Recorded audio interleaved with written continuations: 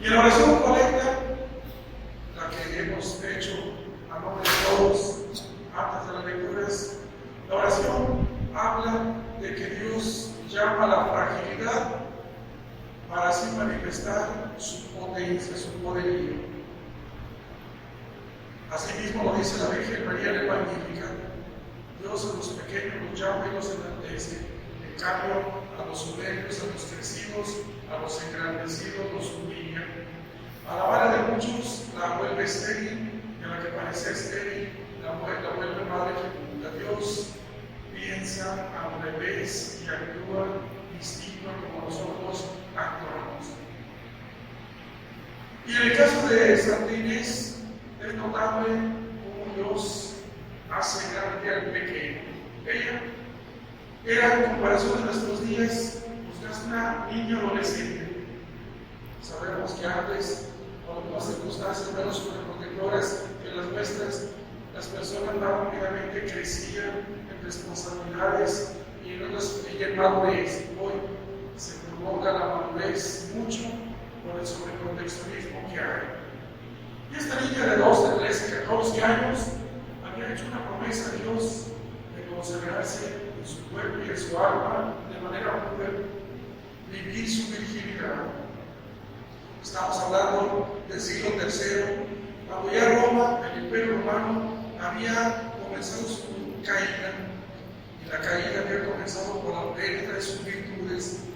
Roma llegó a ser un grandísimo imperio en todos los sentidos, de los pocos que ha habido en la historia, pero también comenzó su debacle cuando comenzaron a perder las virtudes humanas que les caracterizaban, porque se dedicaron mucho a las cuestiones placenteras, los bacanales, las orgías y otro tipo de situaciones. Los cristianos, ante esa respuesta de un mundo en decadencia, como dice el filósofo Sprengel, comienza a mostrar una virtud distinta, un modo y unos valores distintos a lo que el mundo presentaba. Y entonces el cristianismo comenzó a hablar de la monogamia, comenzó a hablar de la virginidad y de la pureza, que en esas épocas, como está pasando ya casi ahorita, quién lo comprendía y quién, mucho menos quién lo quisiera vivir. Pero sin embargo, la formación cristiana y espiritual que vivían los primeros cristianos perseguidos, estamos hablando todavía tiempo de la persecución, eso les hacía afirmarse más en su fe. Y otra vez, lo que dice la razón colecta: al frágil Dios lo fortalece. Inés pertenecía a una familia de patricios, es decir, una familia de gente de rango social alto. Y ella pues había consagrado su cuerpo y su espíritu a Dios. Se había, como dicen las religiosas hoy, se había casado con el Señor. El Señor, ella había escogido al Señor como su esposo. Como siempre que alguien se quiere consagrar a Dios, la tentación crece y las propuestas se multiplican. Y a esta muchachita le comenzaron a llover propuestas, pero ella decía que no. La que hicieron sobornar, o corromper, o forzar, como se quiere decir, para que dejara su opción. Increíble, una muchachita a esa edad, con una firmeza, como lo va a demostrar también años después aquí en México, que era adolescente Martín José Sánchez del Río. Y entonces el pretendiente, el soldado, al sentirse despreciado por esta doncella, por esta damisela, se siente agredido en su virilidad y en su hombría, y entonces la amenaza. La niña no cede, no se asusta, no se deja vencer por la amenaza, le prenden fuego para sí. No quieres, entonces, si no eres para mí, para nadie. A veces la actitud machista que hay metida en el ADN, pero milagrosamente se extingue el fuego, no se quema. Y al ver que ninguna de las situaciones que se han propuesto, de las estrategias, funcionaban, entonces el soldado saca su espada y le corta el cuello. Y ella, como lo dice su nombre, Inés Añese, en latín años, como corderita, muere derramando su sangre y conservando limpio su cuerpo y su espíritu, como lo había prometido en vida, y que eso mismo, por conservarlo en coherencia, la llevó a la muerte. Y el tiempo, pues, de la persecución del emperador Decio, más o menos año 250, una persecución muy cruenta, nada que ver con la de Nerón, muere esta niña mártir, o esta adolescente mártir, Santa Inés. Por eso, en un día como hoy, todavía en Roma se acostumbra ir a cortar lana de corderos para hacer los paños que van a usar los arzobispos en el mundo entero. Y esa lana cortada se pone en una cajita, en una especie de baúl, y se coloca donde está la tumba de San Pedro, donde fue colocado San Pedro, abajo del baldaquino de la Basílica Vaticana. Y allí está hasta que llegue el tejedor a hacer esos como cuellos con 5 cruces negras que usan los arzobispos, como un signo del pastoreo que hacen en nombre de Cristo. Por eso la lana. Inés, que significa oveja, y por eso la lana que se usa. De la pequeñez, cuando se confía en el Señor, Dios hace grandes maravillas. Estamos hoy agradeciendo los 8 años del periódico. ¿Y con qué presupuesto y con qué materiales y con qué maquinaria comenzó el periódico? Con nada. El padre Ricardo no tenía hasta una pluma Bic, ¿sabe allá? No tenía una Montblanc, no tenía una computadora, no tenía un iPad, no tenía una imprenta que sea de stencil, que ellos usan. Sofía sí las usó, esas de stencil, para hacer copias. No había nada. Comenzó el proyecto, como que por lo menos la idea, como en octubre, noviembre. Yo dije, va a tardar tiempo. Ya para noviembre sacó un domi, donde todo era XXXX, pero se veía bonito. Y para enero saca el primer ejemplar de una manera. ¿Cómo se hizo? La providencia de Dios. Ciertamente se sumaron algunas gentes, Jaime, después Alejandro Castillo, y después otras muchas gentes, William, que también con su capacidad gestionadora fue buscando caminos, y otras muchas personas, sin tener nada, comenzó esto. Hubo muchos comentarios desde un principio que decían, ¿para qué hacer esto? Ya se hizo en otra época una hojita que duró 4 o 5 ediciones y se acabó, era mensual. Otros, pero ¿quién lo va a leer? Si ahora todo es digital. Otros, pero ¿cómo se va a distribuir? Y etcétera, etcétera. A veces cuando comienza una cosa, un proyecto, hay tantas opiniones no tan favorables que la primera reacción es, pues de veras, ¿para qué?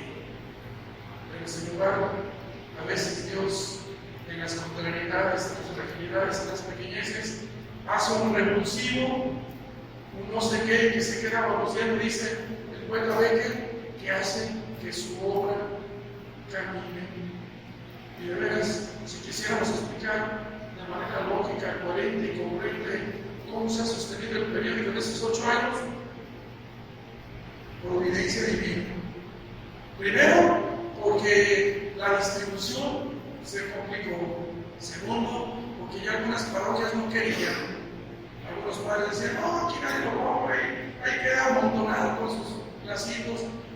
Pero la gente que lo comenzaba a leer, comenzaba a apreciar la información que viene, porque siempre vienen artículos interesantes. Ciertamente no tenemos ningún gran equipo editorial, prácticamente don Carlos, el padre Andrés Arturo, el padre Carlos de los domingos, y no tenemos un grupo de reporteros, ni uno, no tenemos un grupo de fotógrafos, ni uno. Ahí la providencia de Dios y con el apoyo de los observatorios de Querétaro, con eso el periódico salió. Llegó la pandemia y yo sinceramente pensé Y luego me dijeron, pues vamos haciéndolo digital un tiempo. Pues sí, digital ocupa recurso, pero pues ¿quién va a aportar? Gracias a Dios, hubo hecho 50, 100 pesos, 200, por eso se pudo apoyar a algunas personas que colaboraban. Y ya cuando la pandemia medio nos dejó, se volvió a imprimir. Pero llegó a imprimirse después de haber visitado al nutriólogo, que era desprecio y ahora quedó delgadito. Era más grande que el chaparrito, pero al menos sobrevivió. Sobrevivió la tempestad del COVID y también le pegó la comida al periódico. Pero todavía vive, al menos su corazoncito sigue latiendo y por tanto sigue viviendo. Agradecemos pues a Dios sus maravillas, porque de verdad no entendemos cómo ha sobrevivido tantas ediciones. Porque si multiplicamos 8 años o 50 semanas, 51, 52, 53, 8 por 5 ya no, yo no quiero escuela de paga, ya no se hacen las cuentas. 450, casi 500 ediciones, lo que significa un esfuerzo grande. Hay periódicos que tuvieron una gran historia, que tenían esas rotativas enormes, que tenían un equipo editorial de reporteros que se dejaron de imprimir, ahora que casi todo es digital. El nuestro, que sigue siendo un medio muy discreto, un medio de poca resonancia, sin embargo sigue saliendo y gracias a Dios donde sale, donde se lee, sigue dejando la buena nueva del Evangelio y la cultura católica que cuanto nos hace falta promover. A veces se nos hace fácil olvidar que por efecto del bautismo todos estamos llamados a anunciar a todas partes del mundo el Evangelio. Todos somos evangelizadores. Todos deberíamos contar con orgullo la configuración de hijos de Dios que por el bautismo recibido, pero sobre todo transmitirlo de manera espontánea, pero decidida, como dice el versículo 8 del primer capítulo Hechos de los Apóstoles, ser testigos del Evangelio, comenzando por Jerusalén, Samaria, Galilea, Grecia y a todos los confines del mundo. A veces, como católicos, no entendemos este compromiso y nos quedamos con los brazos cruzados. Si la cultura católica no se promueve, hay otras culturas o contraculturas o esculturas, como se le quiera llamar, que lleguen y si tienen un contundente desarrollo y impacto. Porque cuando se cae el bien, el mal se vuelve monstruoso. Pero cuando el bien se promueve, todos estamos hechos para el bien. Una cuestión que por naturaleza humana tenemos, como dice la metafísica de Aristóteles, entre los trascendentales del ser está el bien y la bondad. Y ahí estamos nosotros, y por eso cuando nos llegan buenas noticias, nos agrada. Cuando uno prende la tele, va a haber noticias, el 80, 90, 95% son que ya mataron, sabe cuántos en Jalisco, que ya sabe que es la culpa, que ya en Michoacán, que ya en Elías, que puras noticias de este tipo, matazones, sobornos, que robaron, que mientras ibas a tu carro te llegaron dos y tú no te dispararon porque no le querías dar el bolso y ahí quedaste, etc. Y modo que todos traigamos camionetas blindadas para que nos salven el trayecto. ¿Por qué hay tantas malas noticias? Porque nos hemos hecho amigos al mal. Pero si nosotros procuramos por difundir el bien seduce, el bien atrae.